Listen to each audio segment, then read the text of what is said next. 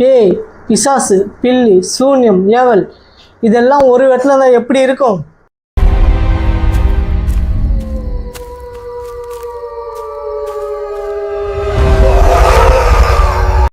என்னைக்காவது காலை நேரத்தில் ஆறு ஓடுற அழகை பார்த்துருக்கீங்களா? போய் பார்த்துங்க, அவ்வளோ மனசுக்கு அமைதியாக இருக்கும். அது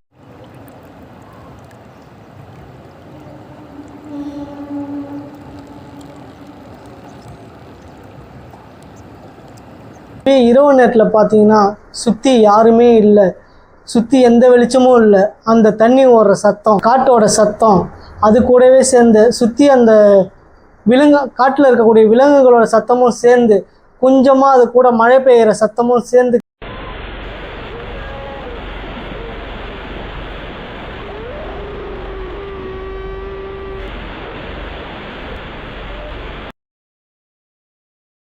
கேட்கக்குள்ள திடீர்னு அழுகிற சத்தம், அதுவும் குறிப்பாக குழந்தைகள் அழுகிற சத்தம், அந்த தருணத்தை உங்களால் நினச்சி பார்க்க முடியுமா?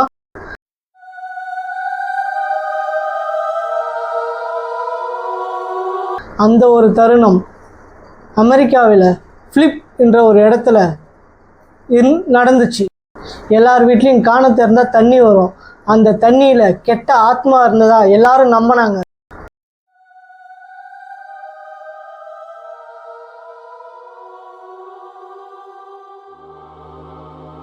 அந்த ஆவி அங்கே இருந்த குழந்தைகளை பைத்தியக்காரங்களாக மாற்றிச்சு. முதியோர்களின் முகத்தை அகோரமாக மாற்றிய அந்த பேய் ஃபிலிப் அப்படின்ற இடத்த ஆக்கிரமிச்சிருந்தது. கடைசியாக அந்த பேயை ஓட்டினாங்களா இல்லையா? வாங்க பார்க்கலாம். அதுக்கு முன்னாடி நம்ம சேனலை சப்ஸ்கிரைப் பண்ணிக்கோங்க. ஃபிலிப் அப்படின்ற இடம் அமெரிக்காவில் இருக்குங்க. அங்கே பார்த்தீங்கன்னா கிட்டத்தட்ட 1,00,000 குடும்பங்கள் இருக்காங்க. அந்த இடத்த பார்த்தீங்கன்னா 75% ஆப்பிரிக்கன் அமெரிக்கன்ஸ் இருந்தாங்க. இந்த சம்பவம் எப்போ நடந்ததுன்னு பார்த்தீங்கன்னா எக்ஸாக்டாக 2014 ஆகஸ்ட் மாதம். கொஞ்சம் கொஞ்சமாக அந்த கிராமத்தில் இருக்கக்கூடிய சிரிப்புகள்லாம் குறைஞ்சிக்கிட்டே வருது. எந்த ஒரு வீட்டுக்கு போய் நின்னாலும் அங்கே இருக்கக்கூடிய குழந்தைகள் திடீர்னு அழுகுது, திடீர்னு சிரிக்குது. அது மட்டும் இல்லைங்க, அங்கே இருக்கக்கூடிய பெரியவங்களுடைய முகத்தை பார்த்தீங்கன்னா முகமெல்லாம் ஒரு மாதிரி கோரமாக இருக்க ஆரம்பிச்சு. போன வாரம் வரைக்கும் நல்லா இருந்த ஒரு பெரியவர் திடீர்னு வந்து மயக்கடிச்சு விழுறாரு. அவர் பார்த்தீங்கன்னா ரத்த வாந்தி எடுக்கிறாரு. அது மட்டும் இல்லைங்க, அங்கே இருக்கக்கூடிய முதியவர் யாராலையும் சரியாக சாப்பிட முடியல, சரியாக பசிக்க மாட்டுது.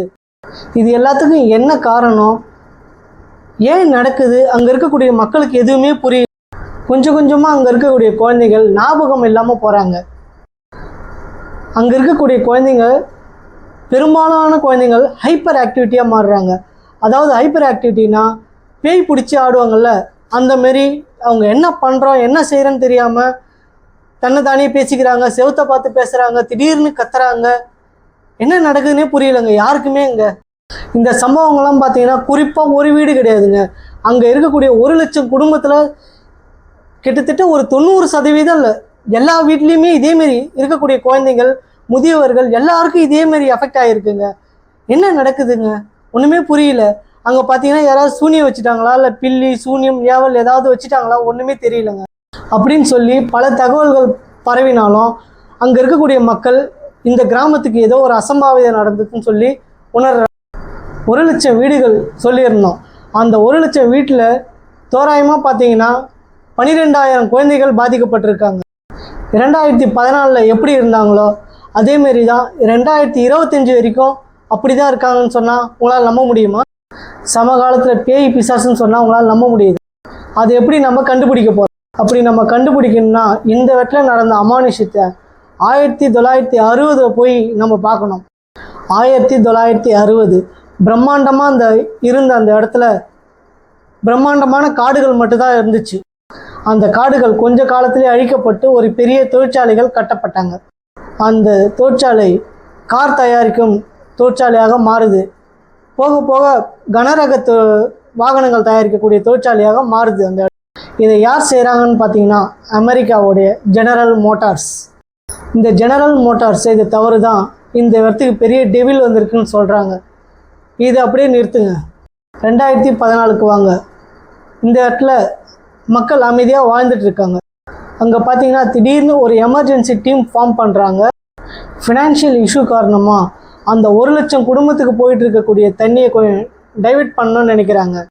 சரிப்பா, டைவர்ட் பண்ணிக்கிறோம். அந்த 1,00,000 குடும்பங்களுக்கு தண்ணி எங்கே போய் எடுக்கிறது?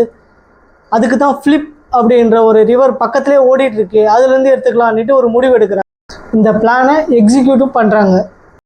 மக்கள் எல்லாம் பயத்தில் இருக்காங்க. ஒரு வழியாக அந்த ஃப்ளிப் அப்படின்ற ரிவர்லேருந்து தண்ணி பம்ப் பண்ணப்படுது. அந்த தண்ணியாகப்பட்டது எல்லார் வீட்டு காணுக்கும் வருது. ஃப்ளிப் ரிவரில் பேய் இருக்குது, பிசாசு இருக்குதுன்னு சொன்னாங்க. இதெல்லாம் நம்ம வீட்டுக்கு வந்துருமோன்னு மக்கள் எல்லாம் ஒரு பயத்தில் இருந்தாங்க. ஆனால் தண்ணி வந்துச்சு. அந்த தண்ணி மக்கள் கொஞ்சம் கொஞ்சமாக பிடிச்சி சாப்பிட ஆரம்பித்தாங்க. எந்த ஒரு பிரச்சனையும் இல்லை. ஒரு மாதம் நல்லா தான் போயிட்டு, ஒரு மாதம் கழித்து சில குழந்தைங்களுக்கு வயிற்றில் பிரச்சனை ஏற்படுது. சில பெரியவங்களுக்கு ஸ்கின் அலர்ஜி ஏற்படுது.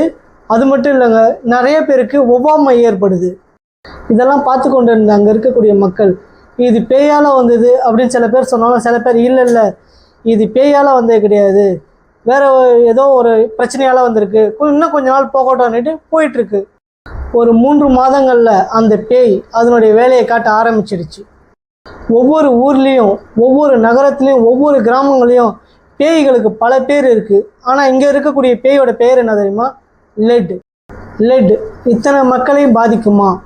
லெட் இத்தனை குழந்தைகளையும் மன வளர்ச்சியை உண்டாக்குமா? லெட் அங்கே இருக்கக்கூடிய குழந்தைகளின் ஞாபகத்திறனை பாதிக்குமா? இந்த லெட் அப்படின்றது இந்த ரிவருக்குள்ளே எப்படி வந்துச்சு? 1960 பார்த்தோம்ல, அந்த ஜெனரல் மோட்டார்ஸ் என்றவங்க, அவங்க அந்த ஃபேக்டரியை ரன் பண்ணுறதுக்கும் அந்த ஃபேக்ட்ரியை வர கழிவுகளை அந்த ஃப்ளிப் அப்படின்ற ரிவர்லேயே விட்டுட்டாங்க. அந்த ஃபேக்ட்ரிக்கான வாட்டரையும் அந்த ஃப்ளிப்ன்ற ரிவர்லேயே வந்து எடுக்கிறாங்க.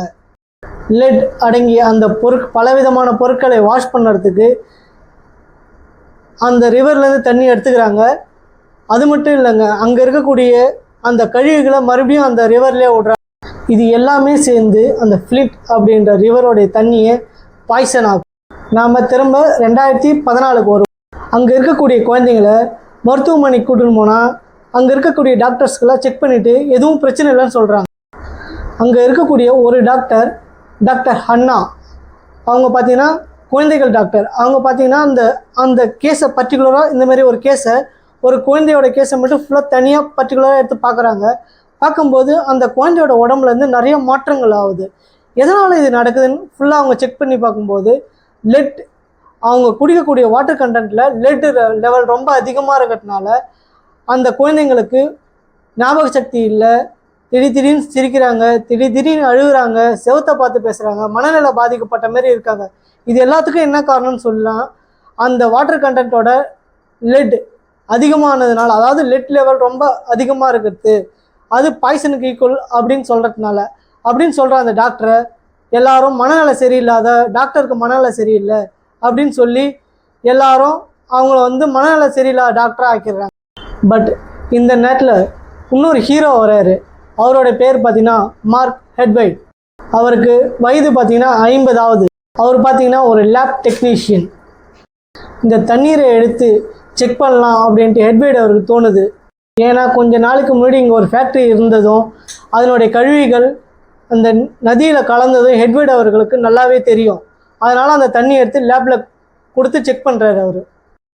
அந்த சோதனையோடைய முடிவில் லெட்டின் அளவு இவ்வளோ தான் இருக்கணும் அப்படின்னு ஒரு லிமிட் இருந்தால் அதை விட 13,000 அளவு அதிகமாக இருக்குது. பேயா, பூதமா, லெட் பாய்சனான்றதை நீங்களே முடிவு பண்ணிக்கோங்க. இவங்க 2 பேருடைய ரிசர்ச்சின் அடிப்படையில் இந்த தண்ணீரை லெட் பாய்சன்ங்கிறது நிரூபிக்கப்பட்டிருக்கிறதுன்றத கன்ஃபார்ம் பண்ணுறாங்க. அங்கே இருக்கக்கூடிய மக்களுக்கு நீதி வேணும்னு போராடுறாங்க. அந்த அரசாங்கம் 640 மில்லியன் தொகையை அந்த பாதிக்கப்பட்ட ஃப்ளிப் மக்களுக்கு நிதியாக வழங்குகிறார்கள்.